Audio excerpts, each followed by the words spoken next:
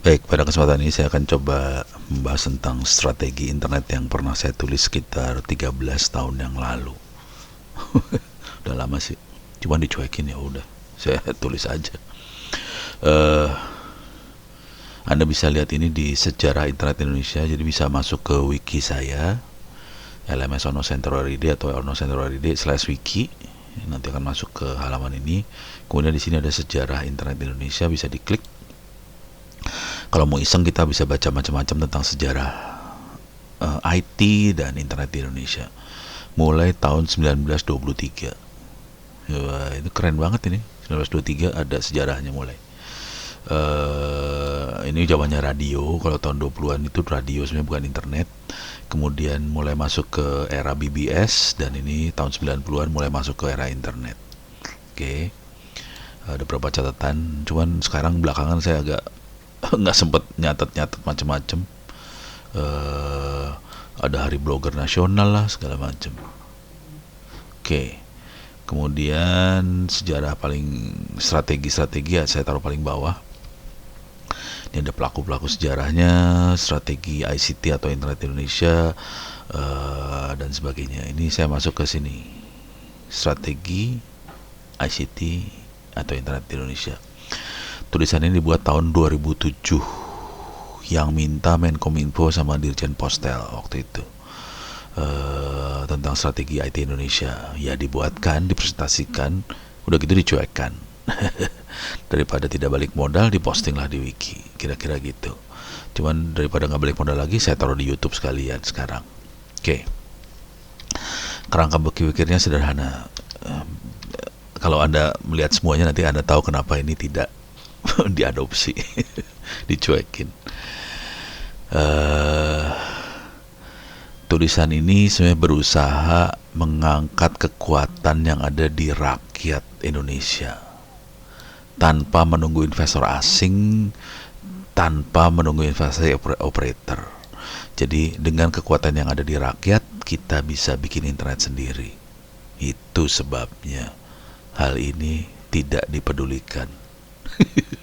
Karena terlalu mengempower rakyat Indonesia kali ya. Nggak tahu juga dah. Tapi kira-kira strategi yang ada di sini tujuannya adalah supaya kekuatan yang ada di rakyat kita berdayakan, supaya tanpa investor, tanpa operator kita bisa maju. Kira-kira gitu. Semua ini didasar asumsi bahwa pemerintah mempunyai niat tulus membangun knowledge-based society di rakyat Indonesia, tidak berpihak pada operator atau investor. Dan pemerintah dapat memegang janji dan omongannya. Ini asumsinya. Ya kalau ini tidak dipegang, ya ini susah dimenasi.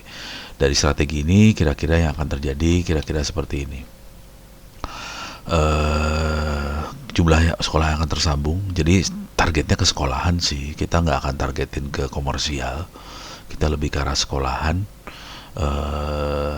Ada 45.000 sekolah tersambung. Jumlah orang yang melek internet jadi 17 tambahan orang yang melek internet. Orang ini siswa ya banyaknya.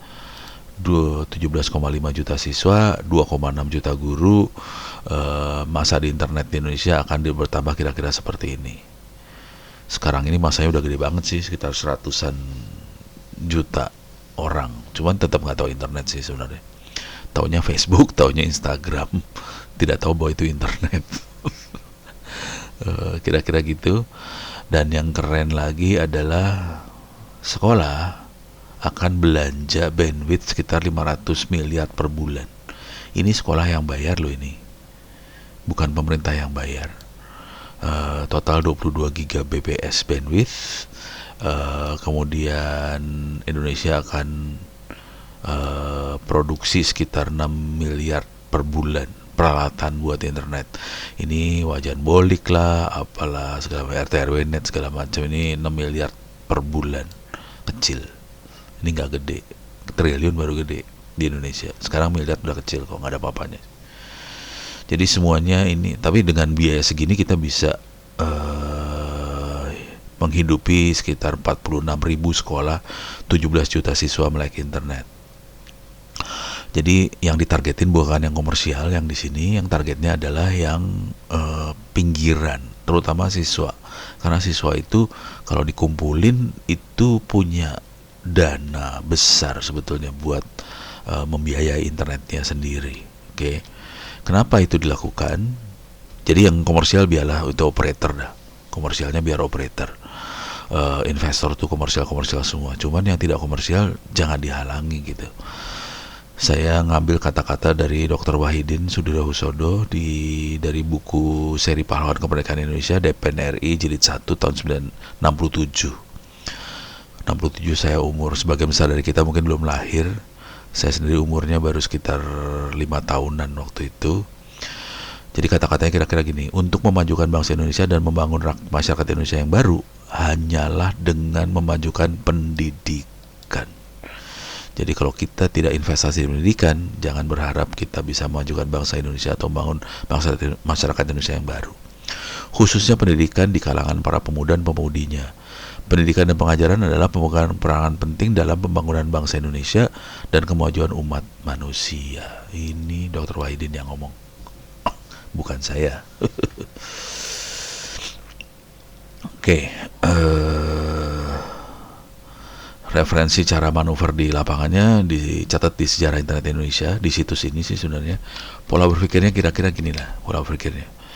Jadi pengalaman di lapangan selama sekarang jadi hampir 25 tahun sih sebenarnya.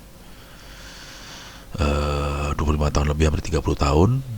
Ini turun ke visi, strategi didasari dengan data dan statistik, dan kita turunkan ke tactical plan, kira-kira gitu. Visinya kira-kira diambil dari Nusantara 21. Jadi ini semua adalah jadi wahana, jadi kendaraan berbasis teknologi informasi dan informatika nasional dalam proses mentransformasi bangsa Indonesia dari masyarakat tradisional ke sebuah masyarakat berbasis iptek atau berbasis pengetahuan. Jadi kita buat internet supaya bangsa ini bisa bertransformasi dari masyarakat yang tradisional ke masyarakat knowledge based society. Kira-kira gitu visinya. Ini visi versi Nusantara 21. Visi versi Ono yang rakyat biasa adalah sederhana aja. Saya pengen ngelihat bangsa Indonesia sebagai bangsa yang berbasis pengetahuan. Ini hanya bisa terjadi kalau rakyatnya pintar, kira-kira kayak gitu. Oke. Strategi umumnya bisa dibaca di metafora Nusantara 21, melibatkan banyak sektor swasta, peran swasta, lebih banyak pemerintah lebih banyak bertindak sebagai lembaga yang mengatur lingkungan yang kondusif dan fleksibel untuk pembangunan itu, mempromosikan mekanisme persaingan bebas, menjamin keterbukaan akses universal bagi seluruh rakyat Indonesia. Jadi seluruh rakyat Indonesia punya hak buat akses internet. Kalau sampai ada rakyat Indonesia tidak akses internet, berarti haknya tidak dipenuhi. Yang salah siapa? Yang salah yang pemerintah ini tidak bisa mengatur lingkungan kondusif dan fleksibel untuk pembangunan tersebut. Kira-kira kayak gitu. Strateginya yang saya suka adalah kata-kata dari Phil Karn, K Alpha 9 Queen, ini call sign-nya dia. Either lead or follow, but please don't block the road for those who would move forward. Jadi silakan memimpin, silakan menjadi follower, tapi jangan pernah menutup jalan, menghalangi jalan buat mereka yang ingin maju. Itu. Dan ini di Amerika juga terjadi, jangan khawatir. Bukan di Indonesia aja, di Amerika juga terjadi hal seperti ini. Kira-kira infrastruktur yang ada di kepala kira-kira seperti ini. Di dunia komersial kita kenal 3G, 4G, 5G dan sebagainya, fiber optik, ada ISP dan sebagainya. Di dunia komunitas rakyat juga ada RT RW net, ada warnet. Ini RT RW net dan warnet sampai hari ini tidak ada di aturan pemerintah loh ini. Jangan khawatir. Pakai 2,5 GHz, 5,8 GHz, pakai DVB, VSAT dan sebagainya. Ini yang ada di rakyat Indonesia biasa-biasa aja. Ini yang ada di operator. Oke, sebagian yang ada di operator ada di rakyat sih sebenarnya. Oke, jadi ini sebenarnya nyambung. ISP Spanyol nyambung ke ISP, terus ada VoIP segala macam, sebenarnya bisa nyambung ke telepon sini. Oke. konsekuensi dari ini semua nanti adalah murah. Jadi biayanya sekitar 150-200 ribu per bulan per rumah, unlimited 24 jam. Hari ini sudah terjadi dan hari ini udah lebih murah lagi. Kalau Anda langganan RT RW Net udah lebih murah dari 150 ribu rupiah per bulan hari ini. Ini sekitar 13 tahun yang lalu mikirnya segini. Sekarang Anda bisa dapat 50 ribuan, kadang-kadang lebih rendah lagi per bulan per rumah, unlimited 24 jam. Kemudian jadi karakteristiknya murah, di sharing, contohnya RT RW Net atau Warnet itu sharing. Warnet udah mulai turun, sekarang banyaknya ke arah RT RW Net. Banyak yang sifatnya mencuri. Ini sekarang sudah bebas, tidak mencuri lagi. Visat di VB ini jarang dipakai sekarang. Yang ini yang orang nggak banyak yang tahu, tapi beberapa teman mulai implementasi di sini sih sebenarnya. Menggunakan celah regulasi, contoh VoIP rakyat, I6 dan sebagainya. Salah satu yang sangat dominan di infrastruktur komunitas adalah kreatif. Ini industri kreatif yang keren banget sih sebenarnya. Cuman tidak dilihat pemerintah sebagai kreativitas, dilihatnya sebagai preman, pencuri. Padahal wajan bolik ini keren. Di dunia ini hanya satu Indonesia yang punya wajan buat internet, di Indonesia lah. Dan membangun industri dalam negeri, industri antena segala macam muncul di Indonesia, tower apa segala macam muncul di Indonesia, tukang instalasi muncul, semuanya buat bikin RT RW Net. Sekarang ada sekitar 60 ribuan lebih RT RW Net di Indonesia. Bisa dikonfirmasi sama teman-teman di Mikrotik dan sebagainya yang jual peralatan RT RW Net ini banyak banget, ribuan jumlahnya. Jadi kira-kira karakteristiknya kayak gini.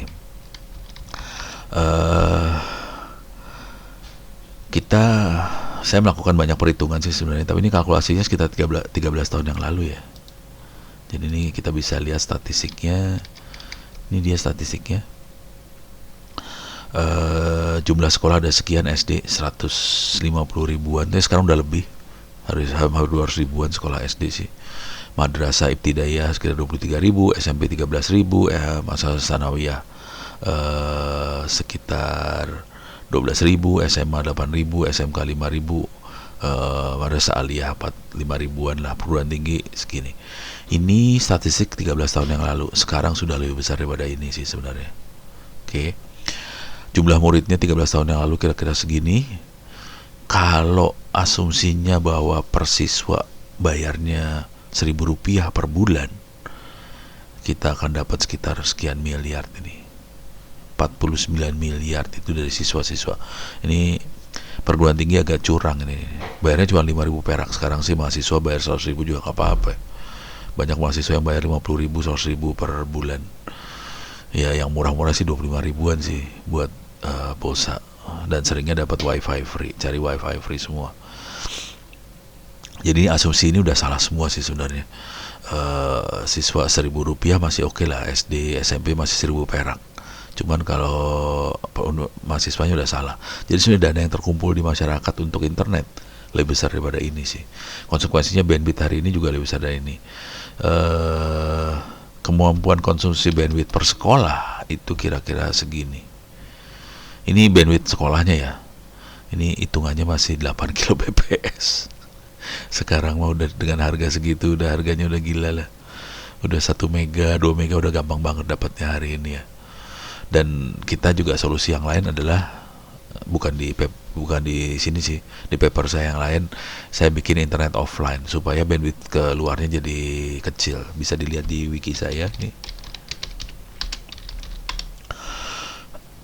Internet offline. Oke, ini ada teknik supaya bikin internet offline. Ada saya taruh di YouTube. Tekniknya dijelaskan di sini. Oke, bikin servernya dijelaskan di sini. Dalamnya adalah server, pakai Apache dan sebagainya. Nih cara bikin Apache-nya dikasih lihat di sini. Jadi Anda bisa ikut ini, atau kalau mau bisa copy image-nya juga bisa sih. Tapi gampang banget sih bikin ini, gampang banget. Nah, tapi ini ide dasarnya internet offline kira-kira seperti ini sih.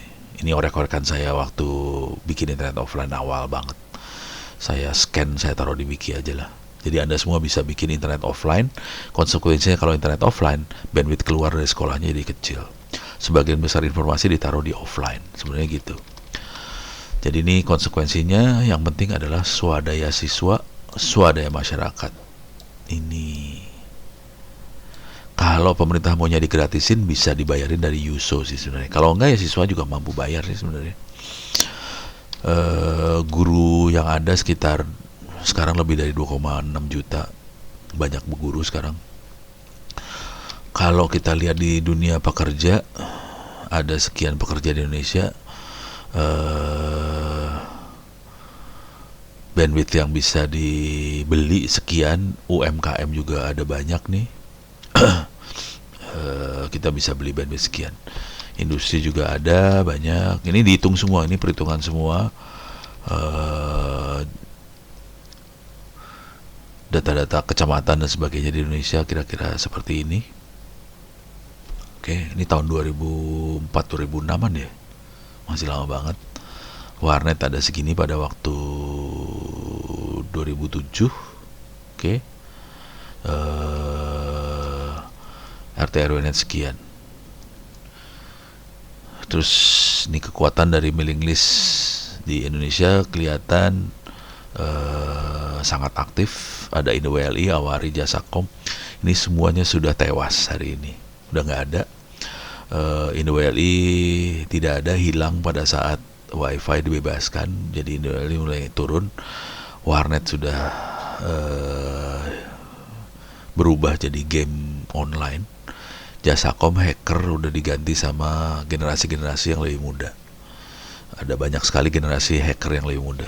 Ini sampai 2006 ya. Jadi statistik sampai aktivitas sampai 2006 kira-kira. Dari aktivitas itu semua kita jadi punya insting bahwa kuncinya kira-kira seperti ini. Taktik gedenya, strateginya adalah membuat demand di masyarakat. Jadi kita bangun supaya masyarakat ini punya kebutuhan akan internet. Ini demandnya dibangun dari sekolah sih sebenarnya, kayak gitu. Dan ini prosesnya adalah proses pemberdayaan masyarakat dan swadaya masyarakat. Ini ada proses edukasi. Di sini perlu dapat insentif banyak dari kebijakan-kebijakan supaya industri formal bisa hidup, industri komunitas hidup, dan proses edukasi ini hidup. Siapa yang mengedukasi? Penulis, blogger, jurnalis, segala macam, supaya gurunya jadi pinter, siswanya pinter, akhirnya semuanya jadi bergulir cepat, mereka jadi pinter semua. Ini akan bikin demand di internet di Indonesia, dan ini akan menumbuhkan industri. Syukur-syukur kita bisa menumbuhkan industri manufacture sendiri juga. Sekarang ini sebagian peralatan kita tergantung sama luar. Cuman kalau kayak bikin power supply apa segala macam, Indonesia bisa bikin. Saya sendiri nyolder sendiri power supply. Kalau power supply. Tapi banyak sih teman-teman yang bikin apa-apa sendiri sih. Jadi kira-kira strategi gedenya ini. Jadi pembuatan demand lewat sekolah segala macam diharapkan dengan ini berputar, industrinya bisa muncul nantinya. Tapi ini semua hanya bisa terjadi kalau orangnya pinter. Kalau orangnya tidak dipandaikan, orangnya dibiarin tidak pandai, susah sih sebenarnya ini terjadi.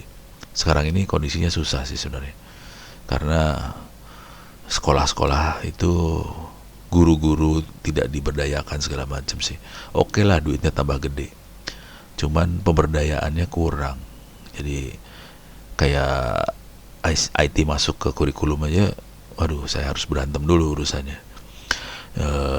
Kurikulum seperti apa yang cocok buat ini. Guru-guru tuh susah buat apa ya, buat berpikir ke depannya. Aduh, ampun-ampunan deh, nyerah. Ini strategi pembentukan demandnya, strategi pembentukan knowledge producernya. Jadi ada yang bikin knowledge-nya. Kenapa ini jadi penting sekali? Karena ini statistik tahun 2005 ya. Hari ini nggak beda jauh sih sebenarnya. Jadi input siswa SD itu hampir 5 juta. Outputnya yang lulus S1 itu hanya 600.000. Jadi hanya 10% dari input yang menjadi sarjana. Sebagian akan besar akan drop out. Jadi drop out. Di sini juga ada yang drop out. Jadi susah. Kalau kita gayanya lewat pendidikannya lewat tembok dan atap dan jendela, lewat sekolah SD, SMP, SMA ini, ya banyak yang robot. Mau nggak mau kita sebenarnya harus memberdayakan yang namanya e-learning seperti yang ini. Jadi LMS Sono Center ID/Moodle ini contoh server e-learning rakyat ini. Anda semua bisa belajar di sini sih sebenarnya, cuman yang ngisi itu yang nggak dibayar itu hampir nggak ada, praktis cuman segelintir manusia. Yang serius ya saya doang sih sebenarnya. Ada lagi Andri Johadri itu lumayan lah, ada 2-3 kuliahnya dia di sini. Yang lain sih kebanyakan cuma belajar cara bikin aja, tapi sampai bikin kuliah bener pada tewas semua. Jadi hampir nggak ada sih yang bikin sih sebenarnya. Cuman kalau kita bisa bikin seperti ini, akan banyak orang-orang yang bisa pinter sih sebenarnya, karena kita cukup dengan akses internet, kita bisa yang robot-robot ini yang nggak bisa akses ke sekolah ini, jadi bisa tetap pinter gitu. Kira-kira ide dasarnya kira-kira seperti itu. Oke. Jadi ini strategi-strateginya udah diturunin semua, ada strategi pembangunan infrastruktur lokal dan sebagainya, semuanya ada perhitungannya di sini. Oke. Kalau diperhatikan teknik strategi yang saya pakai adalah dihitung semua sih. Pembentukan demand berapa, ini infrastruktur berapa, pengembangan industri lokal berapa. Jadi ada perhitungan semua. Cuman ya kesalahan fatal saya adalah saya terlalu berpihak pada rakyat Indonesia. Jadi ya susah buat diadopsi sama pemerintah.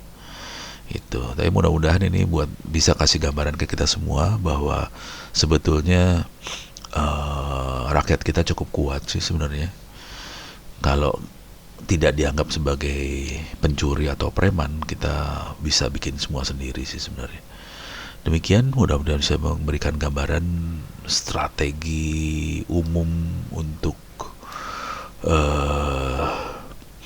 supaya kita bisa membangun Indonesia dengan kekuatan komunitas dan rakyat Indonesia sendiri. Terima kasih.